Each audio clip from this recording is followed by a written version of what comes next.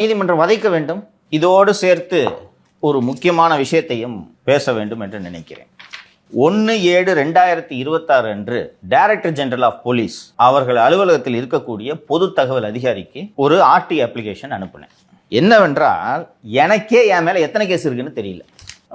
60 கேஸ்ன்னு நான் நினைச்சுக்கிட்டு இருந்தேன். 75 தாண்டுனாரு அன்னைக்கு ஒரு இன்ஸ்பெக்டர். என்னன்னா, நான் தலைமறைவாக இருந்த காலத்தில் தேர்தல் அறிவிக்கை வந்த பிறகுதான் சமூக வலைத்தளங்களில் இயங்க தொடங்குகிறேன். வந்த பிறகு அருண் மாற்றப்படும் வரை நான் போட்ட ஒவ்வொரு ட்வீட்டுக்கும் ஒரு எஃப்ஐஆர் விழுந்திருக்கு. எனக்கு எக்ஸ்ல இருந்து மெயில் வந்துகிட்டே இருக்கும்.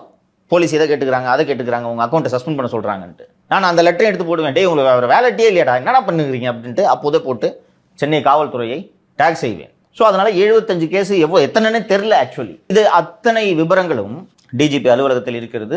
டிஜிபியின் கீழ் பணியாற்றக்கூடிய மாநில குற்ற ஆவண காப்பகத்தில் இது இருக்கிறது. நேற்று 3/8/2026 அன்று சென்னை மாநில குற்ற ஆவண காப்பகத்தின் மோடஸ் ஆபரண்டி பியூரோவின் டிஎஸ்பி ஹரி என்பவரும் அங்கே பணியாற்றக்கூடிய கூடுதல் எஸ்பி சரவணன் என்பவரும் ஒரு கடிதத்தை அனுப்பியிருக்கிறார்கள்.